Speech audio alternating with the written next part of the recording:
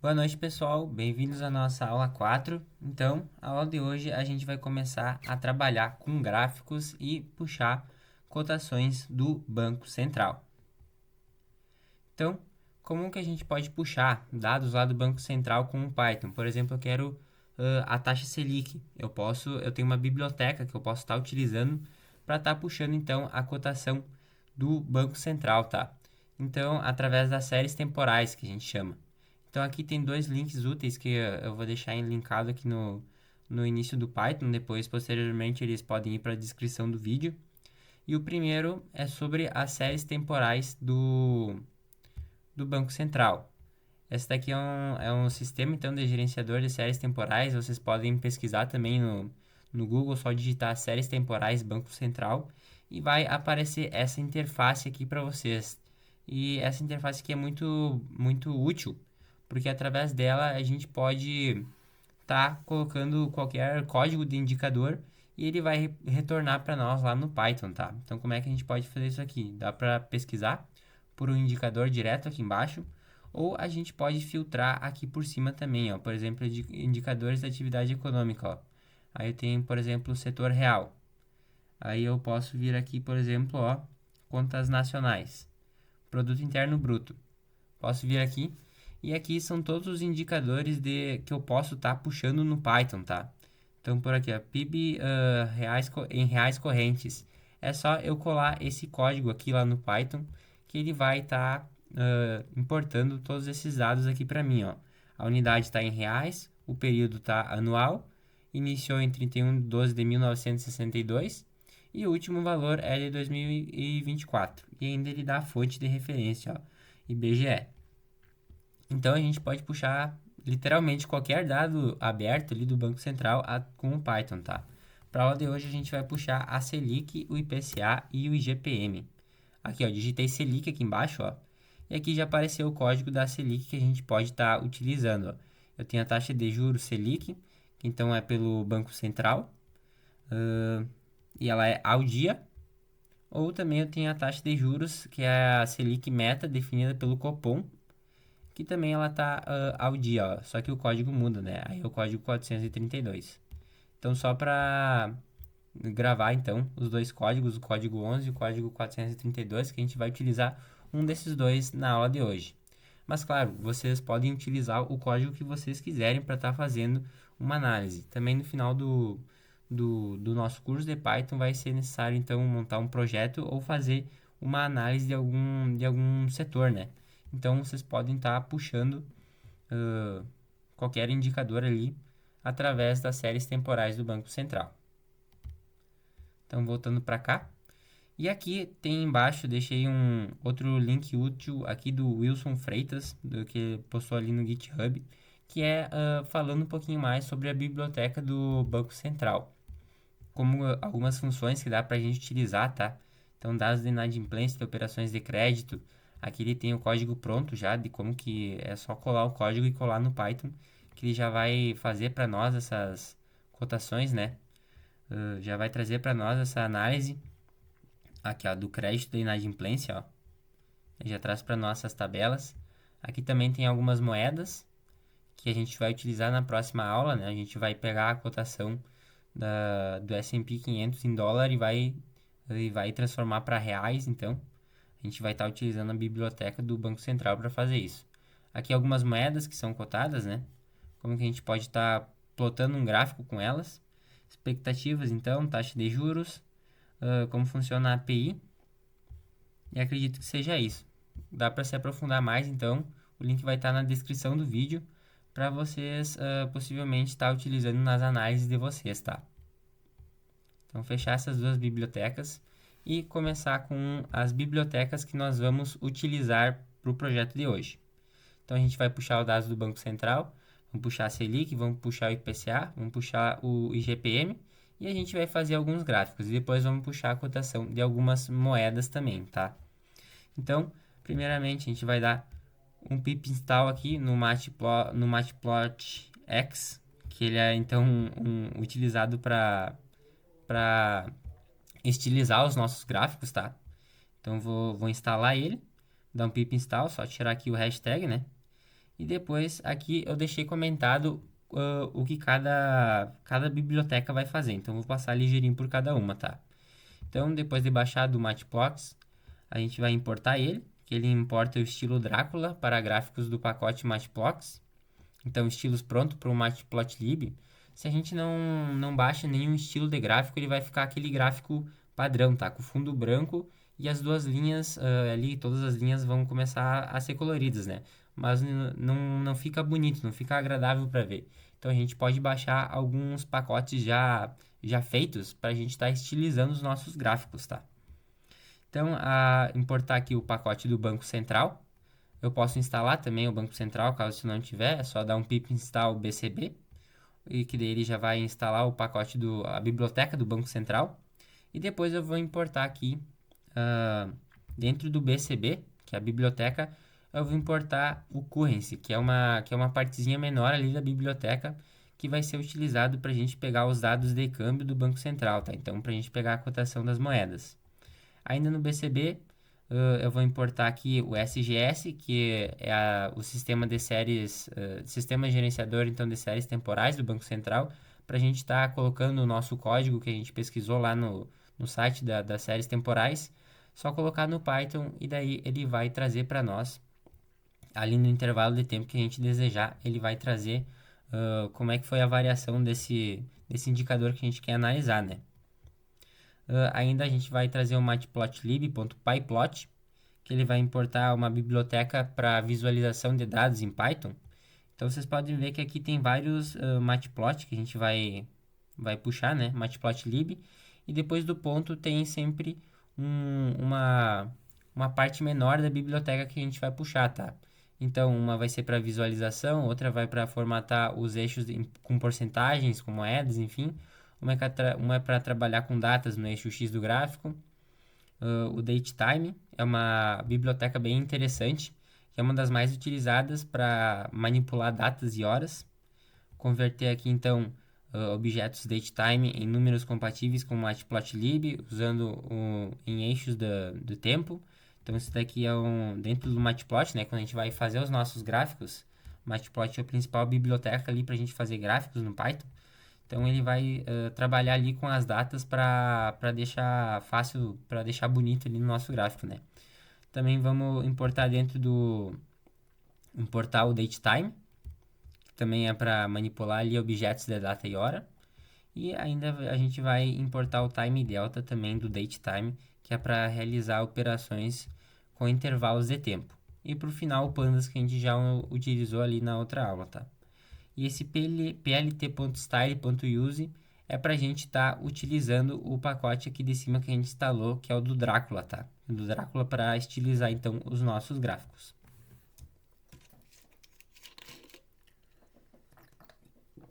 Certo, pessoal? Agora, como que a gente faz de fato para puxar a cotação da taxa Selic, tá? No exemplo aqui a gente vai utilizar a Selic com o código 11, tá? O código 11, vamos conferir aqui qual que é a Selic que a gente vai puxar. Só digitar Selic aqui. Ó, com o código 11 a gente vai puxar lá do Banco Central mesmo, ó. E ela vai vir ao dia pra gente. Aqui o código escrito, enfim, eu coloquei para ela vir já dar um resample nela e ela vir mensal, né? Mas vamos comentar essa linha aqui para ele vir ao dia. Então, vou definir uma variável Selic, né? Ela vai receber o SGS. O SGS nada mais é do que a biblioteca aqui do Banco Central, ó, para importar o sistema gerenciador de séries temporais. Aqui o SGS, né? Então, a gente vai dar um sgs.get.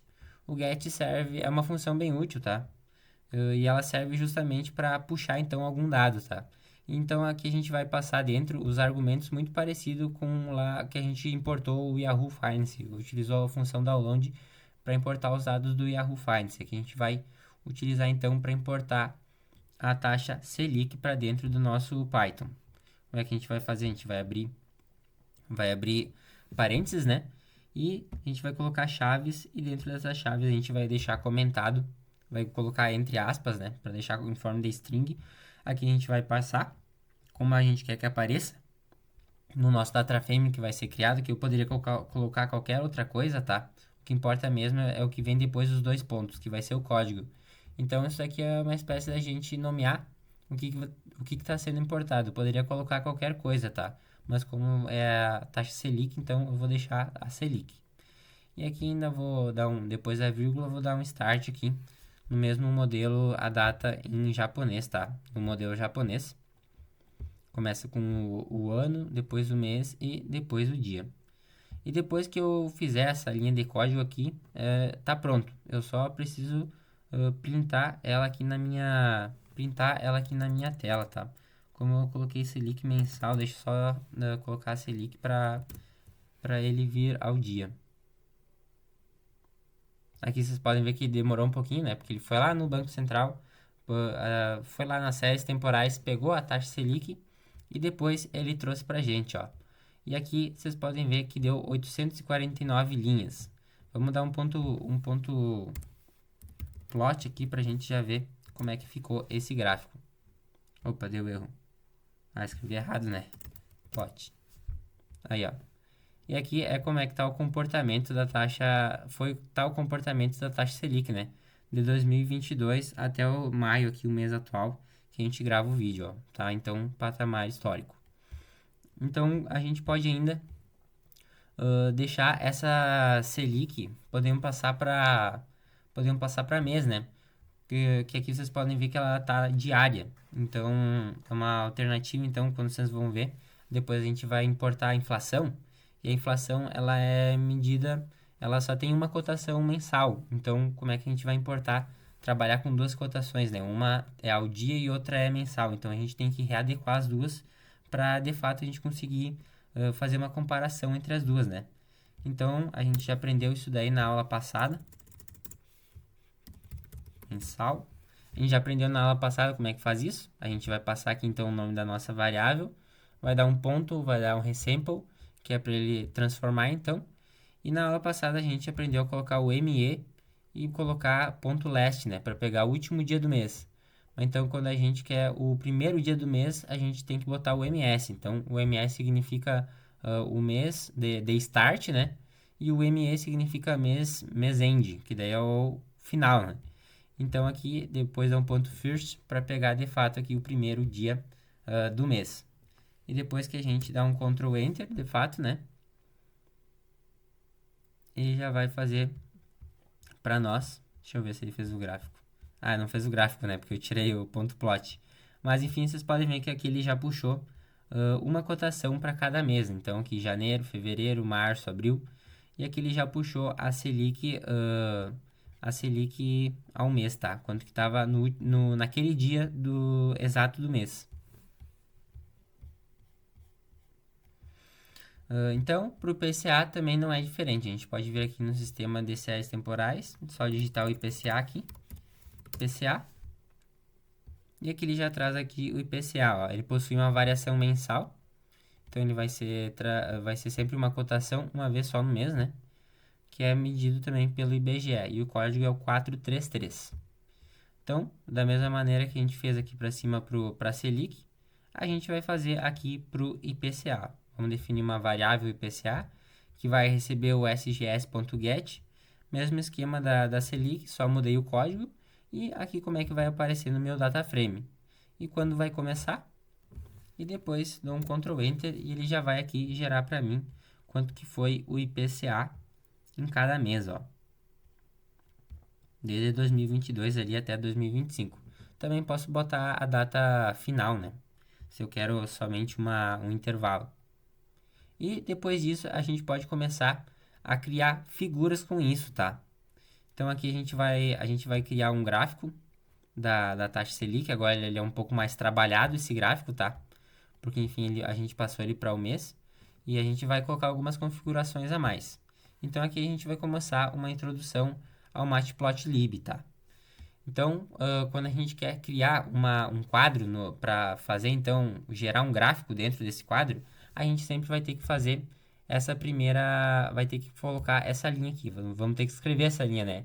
Vamos ter que colocar um fig, uma vírgula, AX, para ele criar uma figura com um eixo AX, e ele vai receber aqui, então, essa funçãozinha, ó, plt.subplots. E ele vai criar esse quadrado pra gente. E o quadrado não vai estar preenchido, tá? Simplesmente ele vai criar o quadrado. E depois a gente vai inserir informações aqui dentro desse nosso quadrado, né?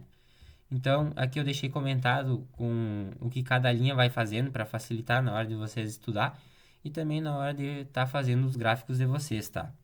Então, a gente vai dar um ax.plot, como a gente criou uma figura com um eixo ax. Então, dentro do eixo ax, a gente vai dar um ponto plot e vai passar a Selic. Para quê? Para ele plotar a Selic que a gente tem calculado lá em cima no nosso eixo ax, ó, no eixo criado. A gente vai depois definir um título do gráfico, né? Para o gráfico ter um título. Então, a gente vai dar um ax.setTitle e dentro de que a gente vai colocar entre duas aspas, entre aspas, então, string. Vamos passar aqui, então, que a gente está fazendo um gráfico da taxa Selic. Depois, vamos colocar um rótulo também no gráfico, né? Definir o rótulo, que é uma legenda, do eixo Y. Então, a gente vai botar um ax.set ylabel e vai colocar aqui percentual, que vai ser o título do nosso eixo Y. E depois a gente vai formatar o eixo Y para mostrar os valores como porcentagem, tá? Como, por exemplo, 10% ao invés de 0,10. Então, isso daqui também é útil, né? Quando a gente, no gráfico lá de cima, vocês podem ver que ele ficou 0,003, acho. Quando foi um valor em percentual. E como é que a gente faz para passar o valor de fato para percentual, não deixar em decimal? Então, a gente vai ter que aplicar essa função, essa linha de código aqui, tá? Vamos ter que dar um ax.yaxis.setMajorFormatter e aqui a gente vai começar a utilizar a biblioteca lá do mtick lá, uma biblioteca, uma parte específica da biblioteca do Matplotlib, tá? E depois ainda vão dar um %formatter aqui. Isso aqui não tem muito o que explicar, tá, pessoal? Ela é uma linha que é padrão já, que é sempre utilizada quando quer fazer utilizar determinada ferramenta, tá? Por exemplo, eu quero colocar percentual na coluna, no eixo Y. Então, já vou escrever direto essa linha aqui, que ele já vai fazer para mim, tá? Não tem muito mistério. Então, passando aqui, informar o Matplotlib que o eixo X será em datas, tá? Então, ele vai aparecer assim para mim, ó, janeiro, dia 22, maio, dia 22 também. Aqui ele cortou um pouquinho, tá? Porque enfim, ficou amontoado uma data em cima da outra, mas se eu pegar um menor espaço de tempo, acredito que não vai transpor aí as informações, tá? Então, para eu deixar, então, adicionar as datas no meu gráfico, e depois eu vou criar um formatador de datas para o eixo X no formato abreviado de mês, ó. Por exemplo, se eu quero colocar aqui o janeiro, dia 24 de janeiro, ó. Então eu vou ter que definir uma variável formato datas, então que vai receber o mdates e aqui eu vou dar um ponto date formatter e aqui eu vou passar como é que eu quero a minha data, ó, em percentual, né? Então ele já vai fazer essa minha data nesse formato. E aqui aplicar o formatador ao eixo X, ó. Aqui a gente aplicou o formatador aqui no eixo Y, né? E aqui a gente vai também aplicar no eixo X. Claro, é um pouco diferente, mas a lógica é a mesma, tá? Fazendo com que as datas apareçam nesse formato aí. Então a gente vai dar um ax.xaxis.setMajorFormatter e aqui a gente vai passar o formato da data que a gente definiu aqui em cima, tá? E depois, por final, a gente vai dar um plt.show. O plt a gente definiu aqui em cima também. O plt aqui é o Matplotlib, ó. Então, de fato, é a biblioteca maior para visualização de dados no Python. Então, colocado tudo isso daqui, é tudo configurações do nosso gráfico, né? Então, vou dar um Ctrl Enter e ele vai gerar esse gráfico aqui pra gente. Vocês podem se assustar, achar que é muita formatação, né? Pra estar fazendo um gráfico. Mas com o tempo vocês acostumam. São informações padrões, então sempre que eu vou fazer um gráfico, eu vou ter que colocar tudo isso daqui. Posso fazer gráficos mais simples e a gente vai ver mais adiante alguns gráficos mais simples, tá? Aqui, trazendo a inflação e o IPCA juntos no mesmo data frame. Eu posso importar os dois juntos, tá? Então aqui eu defini como inflação. A inflação vai receber aqui então sgs.get e aqui a minha variável inflação, ela vai estar recebendo o IPCA e o IGPM, tá?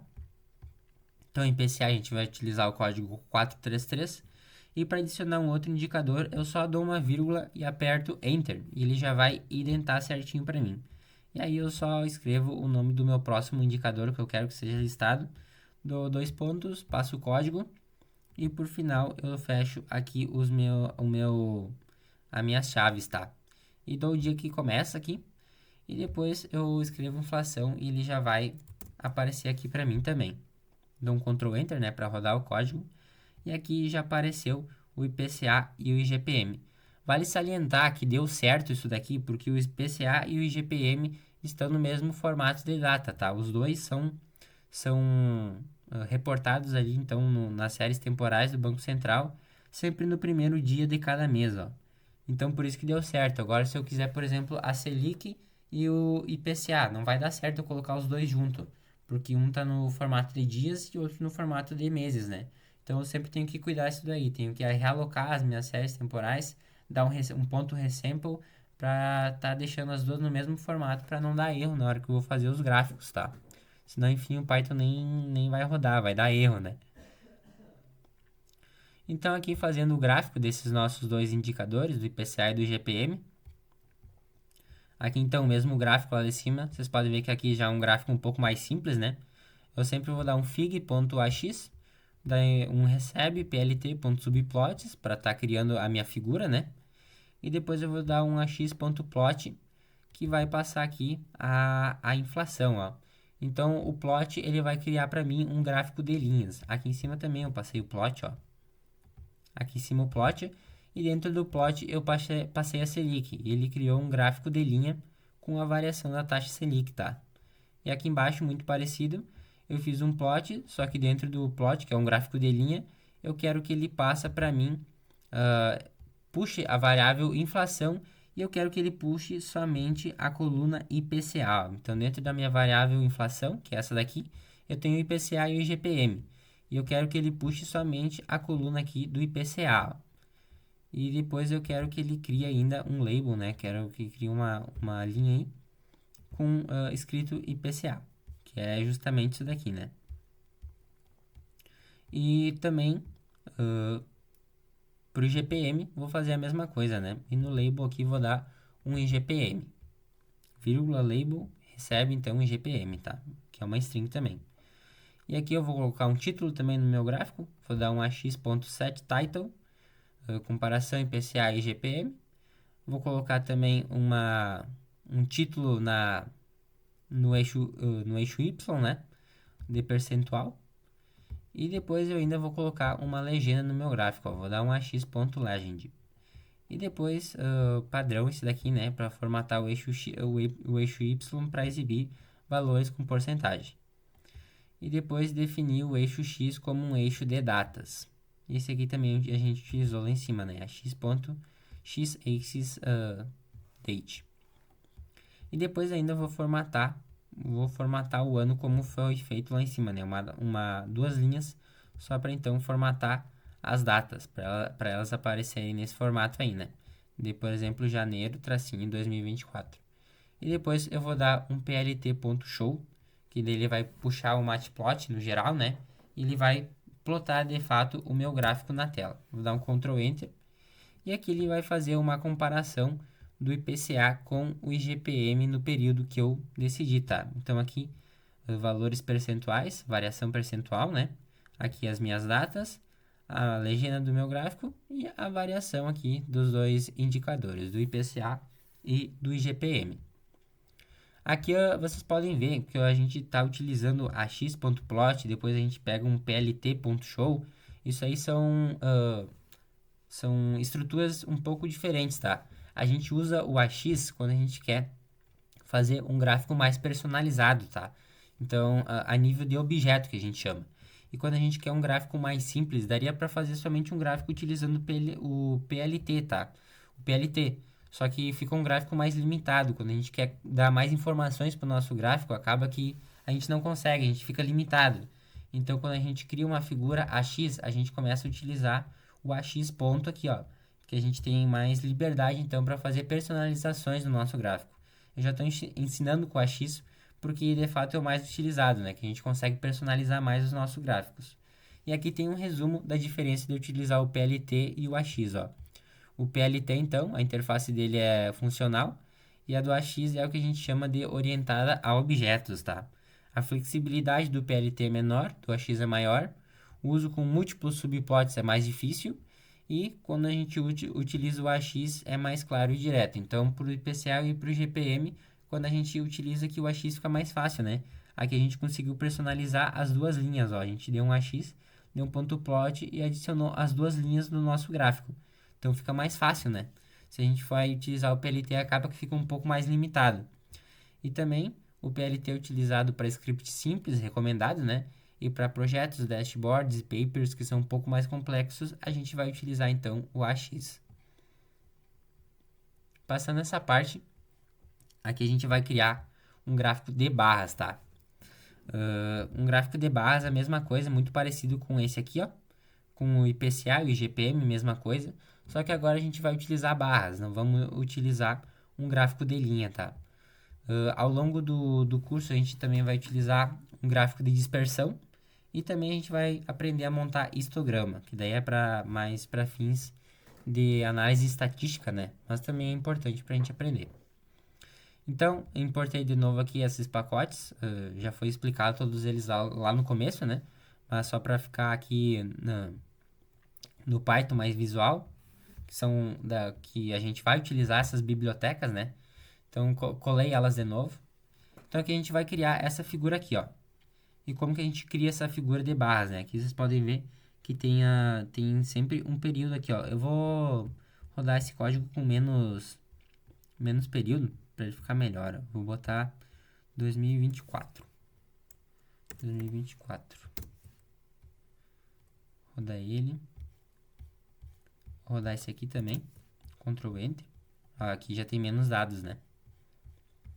E aqui também eu vou rodar ele em 2024.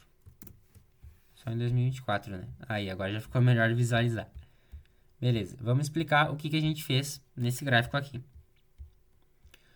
Então, muito parecido, né? A gente utilizou as datas numéricas aqui para estar utilizando dentro do data frame da inflação aqui, a gente colocar o formato da data em data numérico para o Matplotlib entender.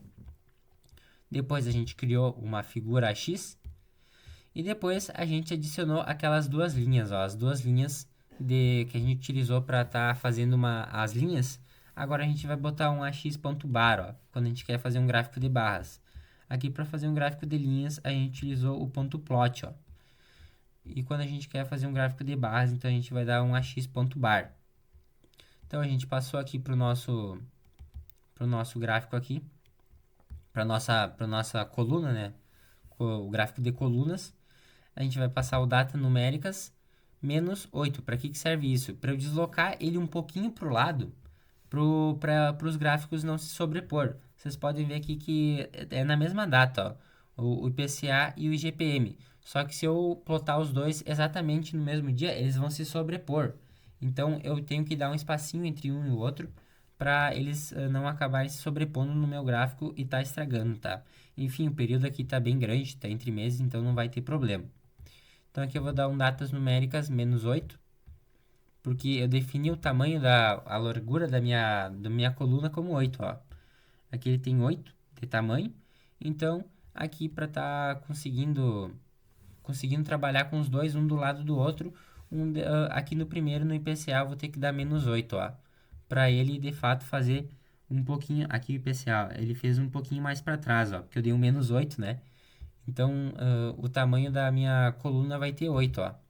E depois eu vou passar aqui um menos 8 para ele ficar um pouquinho mais para o lado, para os dois gráficos não sobrepor, o IPCA e o IGPM, tá? As duas colunas não se sobrepor. Então aqui o IPCA vai ser em vermelho, né? Vou passar aqui o label igual a IPCA, largura da coluna 8 e eu vou adicionar uma cor, ó. A cor eu posso passar a cor de dois jeitos, tá? Ou eu posso dar um color igual, sinal de igual que vai receber. Eu posso botar só um R, que vai significar então red, né? Um gráfico, uma coluna vermelha. Ou aqui dentro também eu posso passar o código de uma cor, tá? na parte com as moedas a gente vai passar um código. Então ele vai criar aqui para mim a coluna do IPCA, deslocado então um tamanho de 8 para trás, e também o tamanho da coluna vai ser 8. E depois o IGPM, igual, né? Vou passar o datas numéricas, passar a inflação. Dentro da variável inflação eu vou querer a coluna do IGPM. E o tamanho vai ser 8, né? Então aqui no primeiro eu dei menos 8. Dei menos 8 aqui no datas numéricas, só para ele não sobrepor o gráfico. E nesse daqui eu deixei só datas numéricas para ele fazer exatamente em cima. E aqui o tamanho dos dois aqui ficou 8, né? Então essa função aqui a gente já aprendeu para formatar o eixo Y com porcentagem, formatar o eixo X com o eixo de datas, e depois para modificar aqui também como é que vai aparecer a data, a gente utiliza essas duas linhas de código. A gente ainda vai adicionar uma linha na horizontal na posição 0, tá? Vocês podem ver aqui que ela ficou em preto, ó. Ela ficou pontilhada em preto. E como é que a gente adicionou essa linha? Através justamente do AXH-line, ó. A gente deu uma linha aqui, começando o Y, né? Então o Y começou aqui bem no 0, né? Começou igual a 0. E a color a gente colocou black. Vamos colocar branco, né? Pra ficar mais fácil de ver. Só passar o W, vamos ver se ele já puxa branco. Aí, ó, que ele já colocou a linha em branco, ó. Então aqui já fica mais fácil de visualizar a linha 0 aqui, né? E o line style ainda a gente consegue personalizar. Para deixar pontilhado, só eu colocar aqui dentro, então, colocar entre parênteses aqui dois hífens aí que ele já vai deixar pontilhado para mim. Vou adicionar uma legenda, né? Vou dar um PLT Legend e depois um PLT Show para de fato mostrar o meu gráfico, plotar o gráfico. Então essa parte de cima aqui a gente vai utilizar o AX para então de fato configurar partes menores ali do nosso gráfico, coisas mais detalhadas. E depois o PLT a gente vai utilizar para modificar coisas maiores com menos customização no nosso gráfico, coisas mais rotineiras, tá? E aí depois dá um Ctrl Enter vai gerar esse gráfico bonitão pra gente. Para estar fazendo análise do IPCA com o IGPM nessa janela temporal, aqui de janeiro de 2024 até março de 2025, tá? Claro que dá para vocês analisar outros indicadores, tá? Aqui eu utilizei o IPCA e o IGPM, mas enfim, vocês têm inúmeros indicadores ali no Banco Central que vocês podem estar utilizando para fazer as análises de vocês.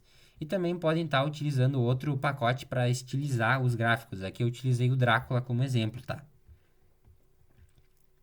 Então, passada essa parte, aprendemos a fazer um gráfico de barras, um gráfico de linhas, configurar as barras dentro do gráfico para elas não se sobrepor, configurar então um gráfico de linhas, adicionar uma linha aqui no eixo, na posição 0 aqui do Y, né? O eixo X aqui na posição 0, deixar ele pontilhado, e também aprendemos a modificar as cores. Além do percentual aqui, para deixar o percentual bonito, e também formatar as datas aqui embaixo. E agora passando para a parte de moedas. Quando a gente quer puxar algum indicador das séries temporais do Banco Central, a gente vai utilizar uma partezinha da biblioteca do Banco Central, que é o SGS. E quando a gente quer utilizar as moedas, a gente vai utilizar a partezinha lá da biblioteca do Banco Central, que é o currency. Então é o mesmo esquema, né? A gente vai passar uma variável qualquer, uma variável df aqui que eu passei, que significa data frame, né? Então ela vai receber o currency e aqui a gente vai dar um ponto get. E aqui no ponto get, dentro eu vou passar todas as moedas que eu quero que sejam listadas, tá? Então a gente tem aqui as moedas que são listadas aqui em cima no segundo link. Vamos dar uma olhada aqui nas moedas que são listadas. Vem aqui em moedas. Vamos aqui para baixo. Aqui, ó. Aqui são todas as moedas listadas. Então, tem 10 moedas ali para a gente estar fazendo a cotação no Python. Ó. Então, tem dólar australiano, dólar canadense, franco suíço, enfim. Euro, francos suíços. Tem um monte de coisa para a gente analisar, né? Então, para estar puxando esses dados, a gente vai estar utilizando a biblioteca Currency do Banco Central. Vamos lá para baixo. Aqui, ó. Então, para criar o meu data frame, eu quis importar então aqui o dólar, o euro, o GBP significa libra esterlina, eu deixei uma colinha ali embaixo. E o CHF, então, francos suíços, ó. Então, como é que eu vou fazer? Vou abrir colchetes, vou passar entre aspas a abreviação da moeda que eu quero.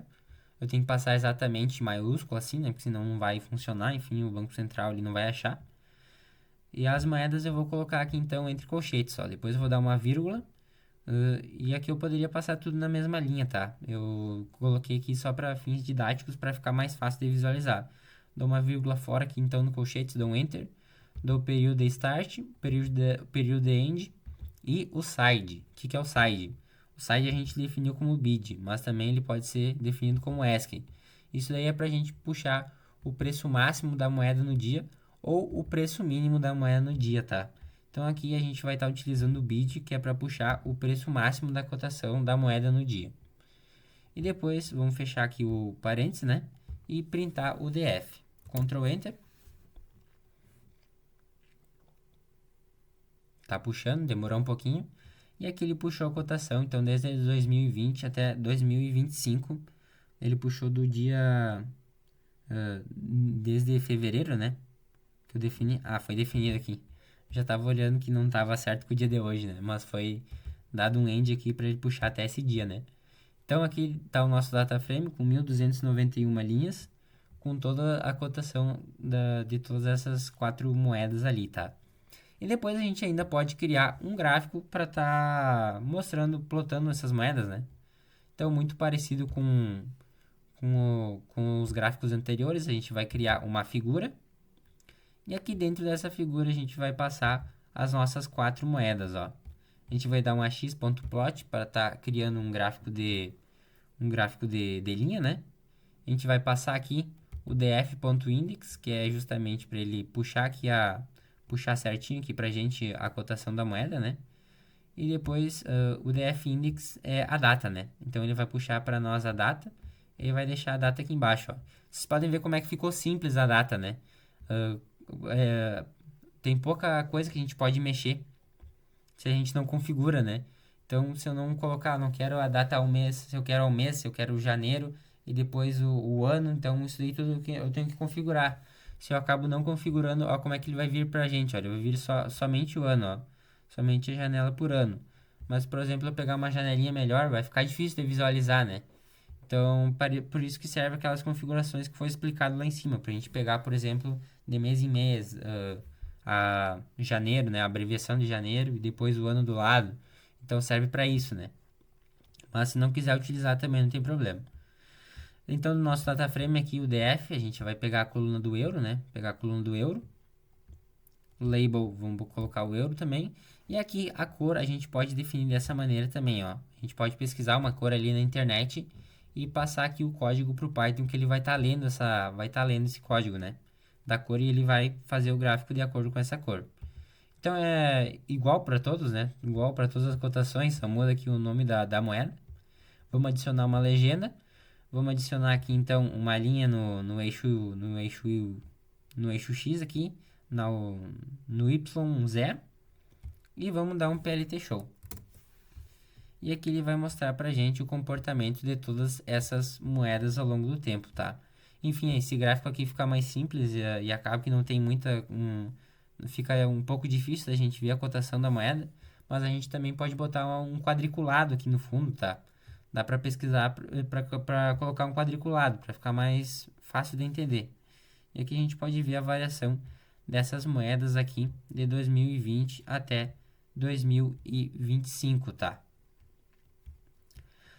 Então seria essa a aula de hoje, pessoal, e a tarefa da aula é vocês, de fato, fazerem um gráfico utilizando a biblioteca ali do Banco Central, utilizar o Matplotlib para estar fazendo um gráfico, e aí fica a critério de vocês, se vocês vão querer fazer um gráfico de uma moeda ou fazer um gráfico de um indicador, tá? Vocês podem pesquisar aqui no Banco Central, aqui nas séries temporais, vocês podem limpar aqui, ó. Opa! Vocês podem limpar e ele vem nessa página inicial E vocês podem consultar diferentes informações. Ó. Eu posso consultar, por exemplo, aqui estatísticas que vamos pesquisar aqui para a gente pesquisar juntos. Estatísticas de crédito. E aqui em crédito eu posso vir aqui ó, em taxas de juros. Taxa de juros ao mês eu quero. Então aqui ele tem taxa de juros com recursos livres e taxa de juros com recursos direcionados. Também posso pesquisar spreads, como que estão os spreads, portabilidade de crédito, enfim, tem um mundo aqui para vocês pesquisar, tá? Então a tarefa da aula vai ser vocês fazer uma análise simples, pode ser dois indicadores somente, que nem foi aqui com o IPCA e o IGPM, e fazer um gráfico, tá? Então vocês podem fazer um gráfico de colunas, um gráfico de linhas, ou também outro tipo de gráfico. Vocês podem estar pesquisando ali e fazer o gráfico que mais vocês acharem interessante, né? E daí, mesmo esquema, vocês vão lá em File, salvam aí como HTML e enviem um trabalho pelo WhatsApp, pode ser para mim ou pro Gustav, tá? Então essa seria a aula de hoje, pessoal.